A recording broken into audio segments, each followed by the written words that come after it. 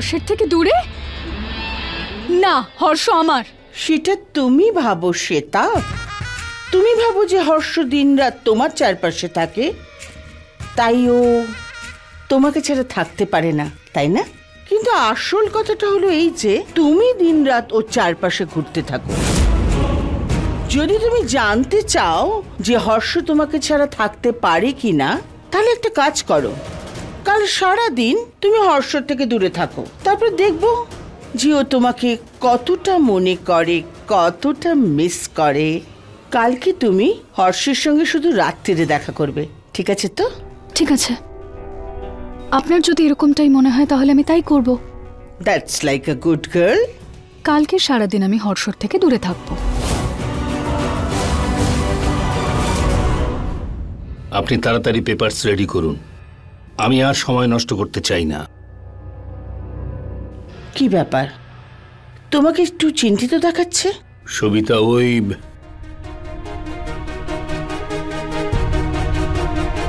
এই বাড়িতে একটার পর একটা অঘটন ঘটে যাচ্ছে, আর জানকীর ঘরে আগুন লেগে গেছে সেটা কেউ জানতেও পারেনি। কি করে? সেই জন্যই আমার মনে হচ্ছে হর্ষের জীবনে এখনো বিপদ আছে। অনেক কষ্টে আমার ছেলেকে আমি ফেরত পেয়েছি, আমি দ্বিতীয়বার ওকে আর হারাতে চাই না।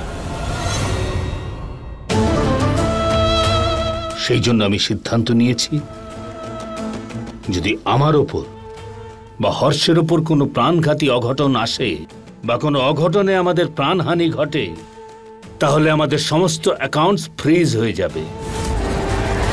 ততদিন ফ্রিজ থাকবে যতক্ষণ না সেই মানুষটা ধরা পড়বে যে এই সব কিছুর পেছনে রয়েছে। মনে হচ্ছে তুমি কাউকে সন্দেহ করছো, সেই জন্য তুমি এত বড় স্টেপ নিচ্ছ।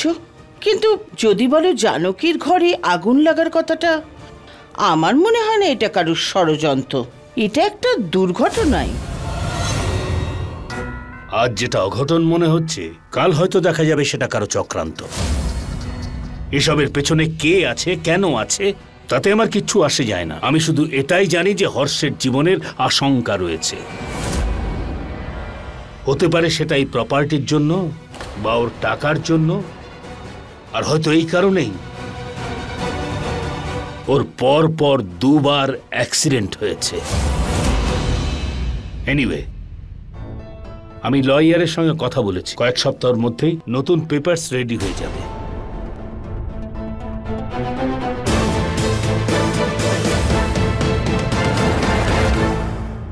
জানকী, বলো বৌদি।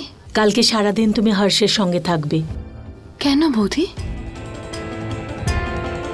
দেখো জানকী, আমি রাজেশের কথা শুনেছি, ও তোমাকে কালকে এ বাড়ি থেকে বের করার পুরো প্ল্যান করেছে, কিন্তু কিভাবে বের করবে সেটা আমি জানি না। কি? আর ও যা তোমার সঙ্গে খারাপ ব্যবহার করেছে, তারপর ওই লোকটাকে ভরসা করা।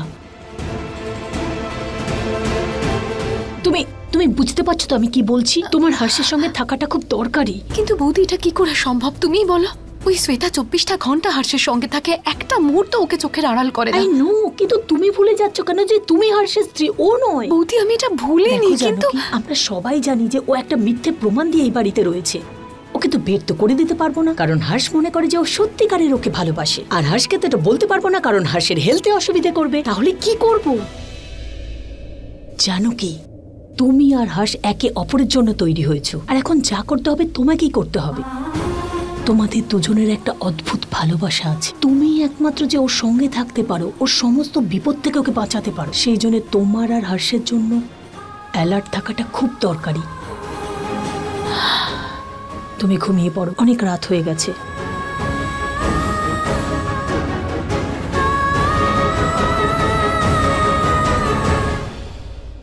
হে ভগবান, জানি না আবার কি করতে চলেছে ওই রাজেশ দাদা।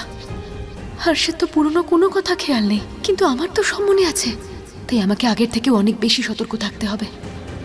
হর্ষের কাছাকাছি থাকবো আমি, তারপর দেখবো রাজেশ দাদা কি ক্ষতি করতে পারে আমার আর হর্ষের।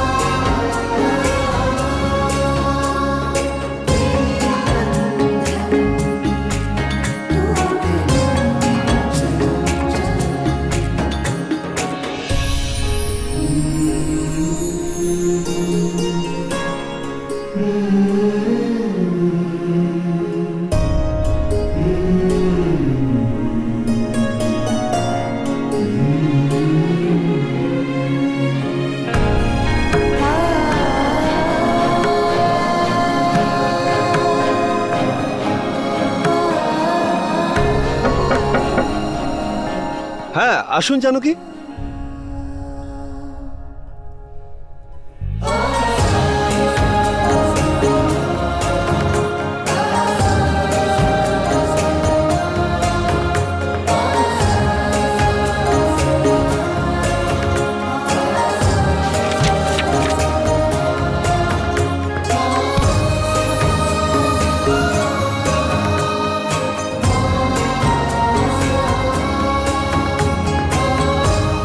জানকী, আপনি ঠিক আছেন? আই এম সরি, আমি এটা নিয়ে নিচ্ছি। জানকী, আমি আসছি, 1 মিনিট। আমি পারবো করতে। আমাকে দিন, আমাকে দিন।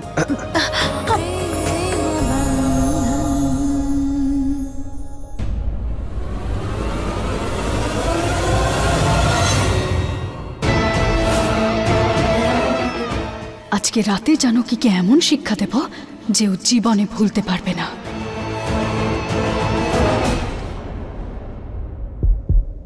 আপনি ঠিক আছেন?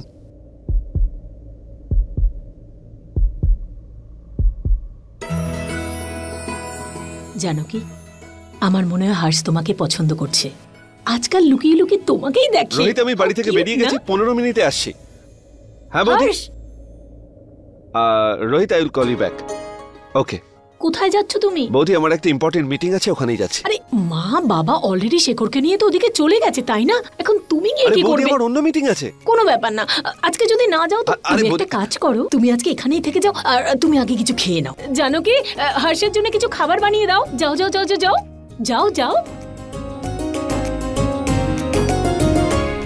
কাকু কাকু কাকু, তুমি কি ভাবছিলে? আমি ভাবছি যে যখন পার্থ বড় হয়ে যাবে তখন কি বিজনেস করবে, তাই আমি পার্থর বিজনেসের ব্যাপারে ভাবছিলাম। তুমি আবার আগের মতো সারা দিন বিজনেসের ব্যাপারে ভাবছো। তোমার কি আমাদের সাথে খেলতে ভালো লাগে না? এমনটা কে বললো তোমাদের? আমি তো কাল রাতে খেলেছিলাম, অনেক খেলেছিলাম। সত্যি কিনা বলো? হ্যাঁ কাকু, একটা টপিক তুমি বলো কাজ ছাড়া।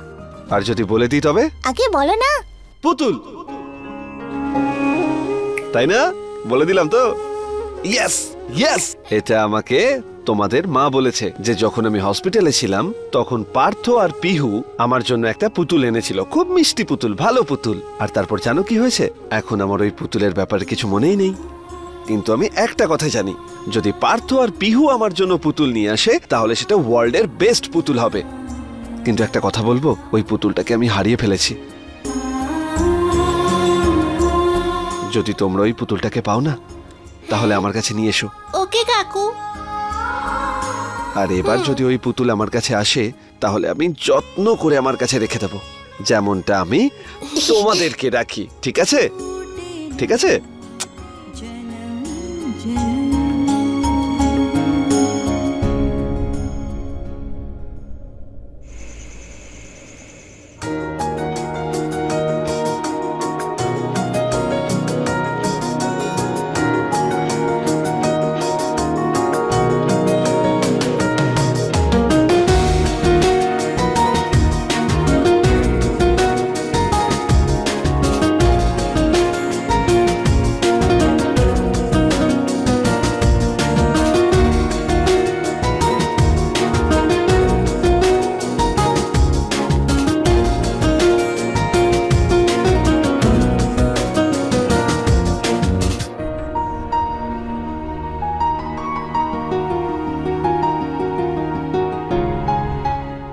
কি আমার ছবি দেখছিল? যদি তাই হয়ে থাকে তাহলে কেন? আচ্ছা আচ্ছা, এমন নয় তো জোর আস্তে আস্তে সবকিছু মনে পড়ে যাচ্ছে। ঈশ্বর করে যেন তাড়াতাড়ি ও সবকিছু মনে পড়ে যায়।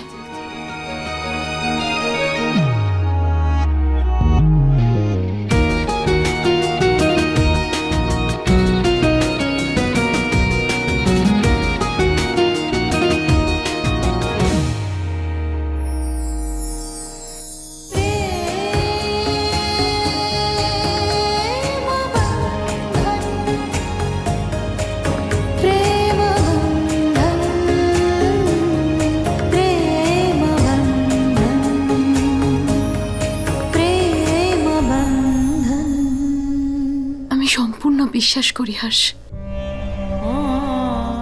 একদিন তোমার সব মনে পড়ে যাবে।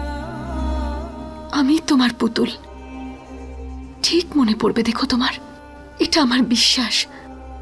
আমরা সেই আগের মতন বন্ধনে, সেই প্রেম বন্ধনে বাঁধা পড়ে যাব। আমরা যে অগ্নিসাক্ষী করে বিয়ে করেছি, সমস্ত নিয়ম পালন করেছি, সব মনে পড়ে যাবে তোমার। দেখো, আমি মন থেকে বিশ্বাস করি। তুমি কি জানো, আমি তো এটাও প্রতিজ্ঞা করেছি যে তোমার ওপর আর কোনো বিপদের ছায়াও পড়তে দেব না। তোমার উপর যা বিপদ আসবে তাকে আগে আমার সম্মুখীন হতে হবে, কিন্তু আমি তোমার আর কোনো ক্ষতি হতে দেব না যতদিন আমি তোমার জীবনে আছি। আর আমি সারা জীবন তোমার সঙ্গেই থাকতে চাই। শুধু আমাকে এইটুকু জানতে হবে, সে কে যে তোমার ক্ষতি করতে চায়, তোমাকে প্রাণে মেরে ফেলতে চায়। আর সেই মানুষটাকে খুঁজে বের করার জন্য না আমি সব সীমা অতিক্রম করতে পারি। আমি আমার হর্ষের কখনো কোনো ক্ষতি হতে দেব না। যে কোনো সীমা অতিক্রম করব আমি, শুধুমাত্র তোমাকে সুরক্ষিত রাখার জন্য। ব্যাস, ঈশ্বর করুন যেন তোমার সবকিছু তাড়াতাড়ি মনে পড়ে যায়। আমি আমার হর্ষকে ফিরে পেতে চাই, যে আমাকে পুতুল বলে ডাকতো।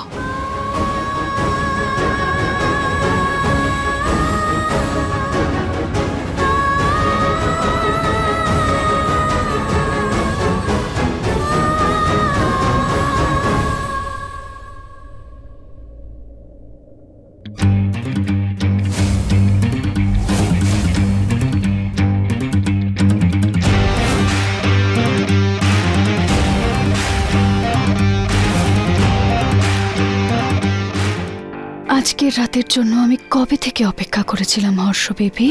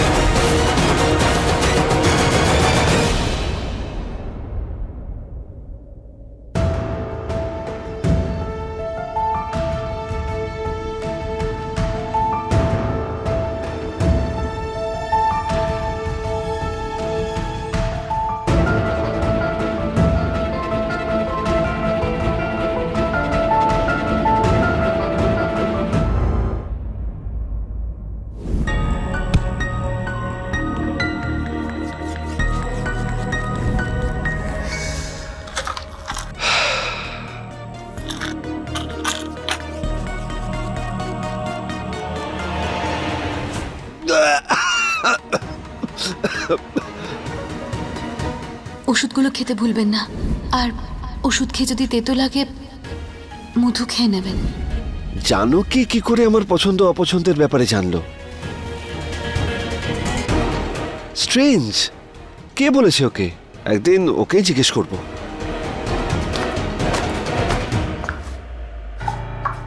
আমি তোমার ব্যাপারেই। আমার কথাই ভাবছিলে? কারণ আমিও তো তোমার কথাই ভাবছিলাম। কি হয়েছে বেবি, আমাকে মিস করছিলে? মিস তো আমিও তোমাকে অনেকটা করি baby.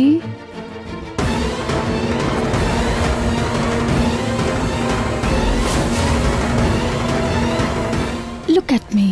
Do you like the shade of my lipstick? মনে আছে 5 বছর আগে তুমি একটা পারফিউম গিফট করেছিলে? ওটা এখনো আমার কাছে আছে। How sweet. আচ্ছা বলো, তুমি ওষুধ খেয়েছো? এক্ষুনি খেয়েছি। ওষুধের সাথে মধু খেয়েছো? আমি জানি যে ওষুধ খাওয়ার পরে তোমার তিতো তিতো লাগে, তাই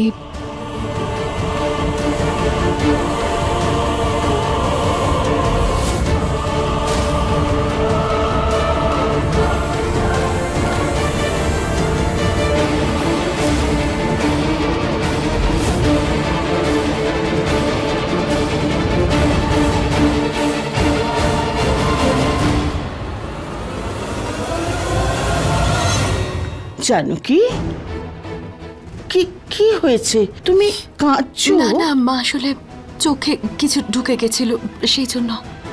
আপনি এইমাত্র বাইরে থেকে ঘুরে এলেন, ক্লান্ত হয়ে গেছেন নিশ্চয়ই। আমি জল নিয়ে আসছি আপনার জন্য।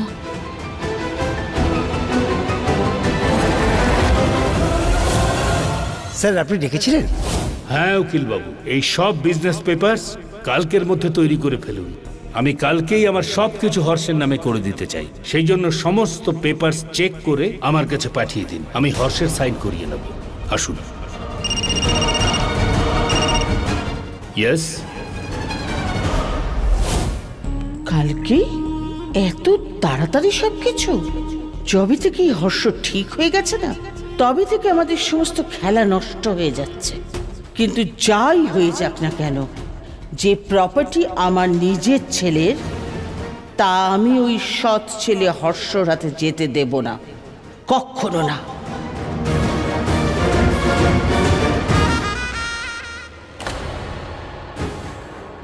থ্যাংক ইউ মা। তুমি বসো না, বসো, আমি ঠিক আছি, বসো মা। না। আমার তোমার এই অবস্থা একদম ভালো লাগছে না। তুমি এখানে কাজের লোকের মতো, তোমার বাড়ির লোক জানতে পারলে কি ভাববে তারা। কিন্তু এটাই আনন্দের কথা যে এই সমস্ত শো তুমি অধিকারের জন্য লড়ছো। আর এদিকে দেখো শ্বেতাকে, যতক্ষণ ওই বাড়িতে আছে না, না আমি ওকে বাইরে বার করতে পারছি, না তোমাকে তোমার অধিকার দিতে পারছি। এই সমস্ত যা কিছু হয়েছে না আমার জন্য হয়েছে। আমি তোমার কাছে ক্ষমা মা, চাইছি। আপনি কেন এরকম করছেন? এসবে আপনার ভুলটা কোথায়? আর আমি এ বাড়িতে এসে যা যা করছি সেটা শুধুমাত্র হর্ষের জন্য করছি। আর ও যদি শ্বেতাকেই ভালোবাসে, তাহলে আমি বা আপনি কি বা করতে পারি? না, এটা স্বপ্নেও ভাববে না। হর্ষ শুধু তোমার আর তোমারই থাকবে। আর জানো তো, হর্ষ ওকে বিশেষ পছন্দ করে না। হ্যাঁ, সত্যি বলছি। যখন ও শ্বেতার সঙ্গে থাকে আর তোমার সঙ্গে থাকে, দুটোর মধ্যে ফারাক আছে। শ্বেতার সঙ্গে না একটু টেনশনে থাকে, আর তোমার সঙ্গে খুশি থাকে। সত্যি বলছেন মা? সত্যি বলছি।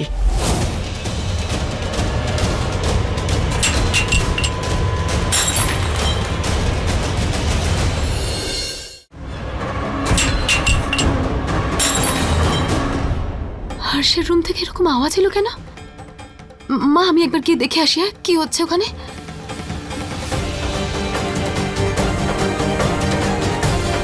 এখন আবার সেটা নতুন কি কাণ্ড করলো, যাই দেখে আসি।